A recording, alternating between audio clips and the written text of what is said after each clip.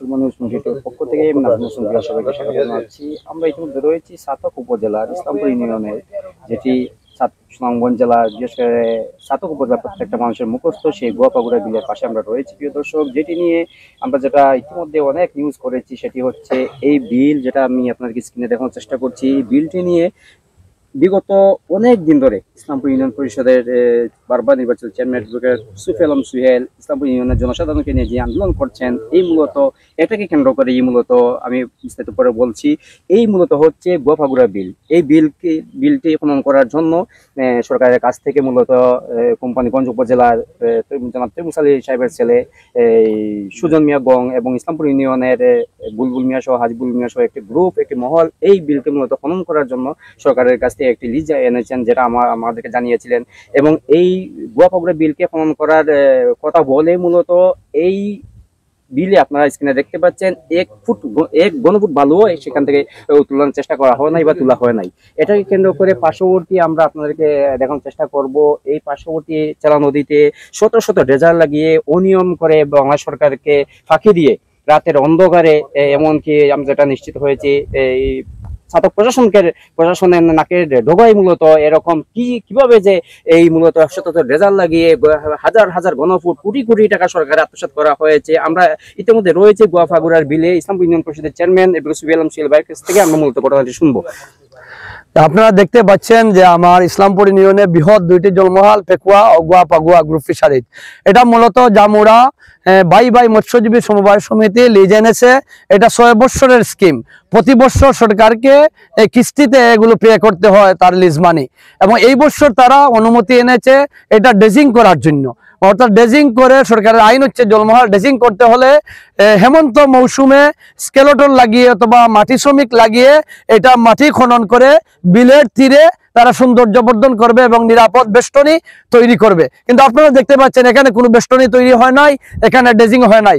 এই অনুমতিকে তারা কাজে লাগিয়ে অবৈধভাবে শত শত বোমা মেশিন, ডেজার মেশিন লাগিয়ে রাতের অন্ধকারে আমার কৃষি জমি, ফরেস্ট ল্যান্ড, মুর্তা বাগান এবং চেলা নদীর উভয় তীর তারা ধ্বংস করে প্রায় 12 কোটি ঘনফুট মাটি এবং বালু উত্তোলন করে বিক্রি করে শত শত কোটি টাকা আত্মসাৎ করেছে। সরকারের রাজস্ব ফাঁকি দিয়েছে। আমরা দীর্ঘদিন যাবৎ এটা নিয়ে আন্দোলন করছি।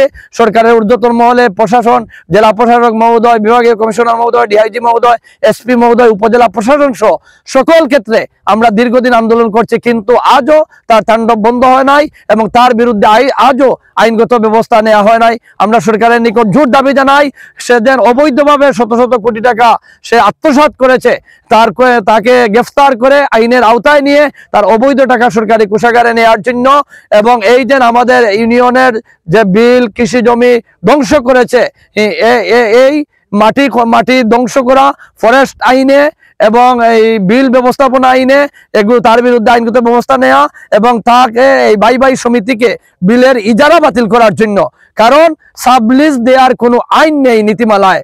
এই জন্য তারা অবৈধভাবে সাবলিজ দিয়েছে, আর সাবলিজ দিয়ে আমার ইউনিয়ন ধ্বংস করেছে। তাদের এই বিলের ইজারা বাতিল করে পুনঃ নিলাম দেওয়ার জন্য আমি সরকারের নিকট জোর দাবি জানাই। জি, একটি প্রশ্ন চেয়ারম্যান মহোদয় আপনার কাছে, যে আপনি তো ইতিমধ্যে আমরা যেটা দেখেছি বা শুনেছি যে আপনি অনেক আন্দোলন করেছেন, আপনার ইউনিয়নের জনসাধারণকে নিয়ে অনেক আন্দোলন করেছেন এবং সরকারের বিভিন্ন দপ্তরে আপনি গিয়েছেন, দরখাস্ত দিয়েছেন। এই ব্যাপারে মানে প্রশাসনের পক্ষ থেকে এখন পর্যন্ত কি জানানো হয়েছে আপনাকে? এবং আরেকটা প্রশ্ন সাথে সাথে সেটা হচ্ছে যে প্রশাসনের পক্ষ থেকে যে লিস্ট দেওয়া হয়েছিল খনন করার জন্য, এটা নাকি বাতিল হয়েছে, এইভাবে আপনি একটু বলবেন। হ্যাঁ, প্রশাসনের পক্ষ থেকে আমাদের আন্দোলনের প্রেক্ষিতে উপজেলা প্রশাসন তদন্ত করে তারা প্রতিবেদন পাঠিয়েছিলেন যে এই ইজারা বাতিল করার জন্য। এই ইজারা বাতিল করার প্রতিবেদনের প্রেক্ষিতে ইতিমধ্যে আমরা শুনেছি জেলা প্রশাসক মহোদয়ের কার্যালয় থেকে এই ড্রেজিং এর অনুমতি বাতিল হয়েছে। এখনো আমরা কাগজপত্রে আমরা পাই নাই, আমরা মৌখিকভাবে অবগত হয়েছি। এবং সে এর পাশাপাশি পিয়াইন নদী, আমাদের ইসলামপুর ইউনিয়ন এবং চাটিবহরের মধ্যবর্তী একটা পিয়াইন নদী রয়েছে, সে সিলেট জেলা প্রশাসকের কার্যালয় থেকে পিয়াইন নদীও ড্রেজিং এর অনুমতি এনেছিল। নিজগাঁও মৌজা, শেরপুর মৌজা, 2টি মৌজা, কিন্তু সে এই কোম্পানিগঞ্জ উপজেলার 2টি মৌজা ইজারা এনে সে আমার ইসলামপুর মৌজা, আমার সৈদাবাদ মৌজা, রাজেন্দ্রপুর মৌজা অবৈধভাবে ড্রেজিং করে তাণ্ডব চালিয়ে আমার ইউনিয়নের ক্ষতি হয়েছে, সরকারের ক্ষতি হয়েছে, জনগণের সম্পদের ক্ষতি হয়েছে। আমরা সরকারের নিকট এর বিরুদ্ধে আইনগত ব্যবস্থা নেওয়ার জন্য আমরা জোর দাবি জানাই। আসসালামু আলাইকুম, আমি চাটিবরের সমরু মিয়া, আমার নাম সমরু মিয়া।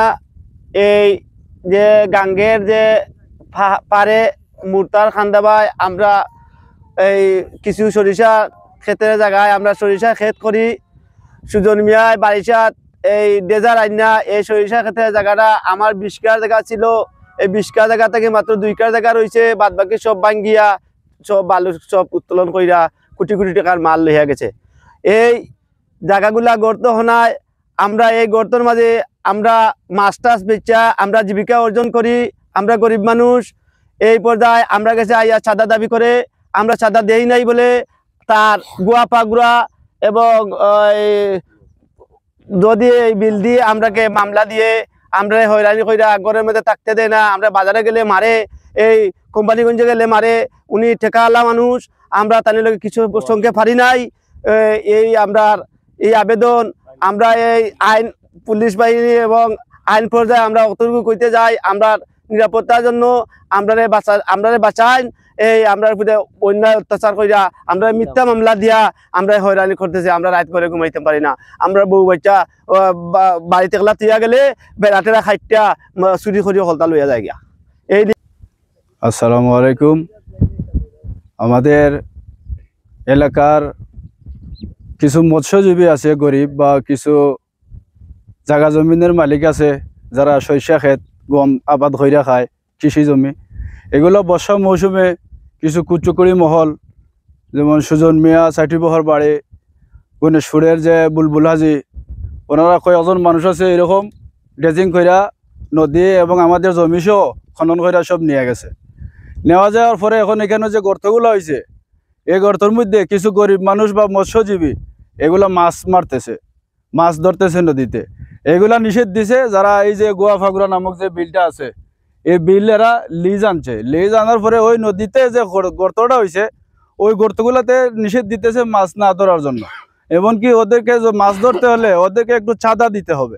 ওই চাঁদা না দেওয়ার কারণে ওদের উপরে অহেতুক মিথ্যা একটা মামলা দিছে, যেমন যে গোয়া ফাগুড়া বিলটা লুটপাট কইরা ওরা খাইছে। কিন্তু এই যে গোয়া ফাগুড়া বিলটা এখনো পরিপূর্ণভাবে বরাউট রয়েছে, পানি কোনো কিছু হয় নাই বা কোনো বিল লুটপাট করা হয় নাই, অথচ মিথ্যা একটা মামলা দিয়া ওদেরকে অহেতুক হয়রানি করতেছে। এই চাটিবহরের যে আসামিগুলো আছে ওরা কিন্তু নিরীহ মানুষ, গরিব মানুষ, মৎস্যজীবী, ওদের উপরে মামলা দিয়া অহেতুক হয়রানি করতেছে। ওই চাটিবহরের সুজন মিয়া এবং কি গং ওর সাথে যারা যারা আছে বাই সমিতি নাকি মৎস্যজীবী, এই সমিতির মালিক সহ ওরা মিল্লা সব ওই গরিব মানুষদেরকে মামলা দিয়া, মিথ্যা মামলা দিয়া হয়রানি করতেছে। এই মামলাটা সম্পূর্ণ মিথ্যা এবং বানোয়াট। যে আমরা একটা প্রশ্ন, যে আমরা শুনতে পেলাম যে ইতিমধ্যে থানা যেটা মামলা হয়েছে, যে আপনাদের এলাকার অনেকজনকে আসামি করে মূলত এই বিলে নাকি ওনারা লুটপাট করেছেন, এরকম একটা অভিযোগ দিয়ে মামলা করা হয়েছে। এই ব্যাপারে আপনি কি বলবেন?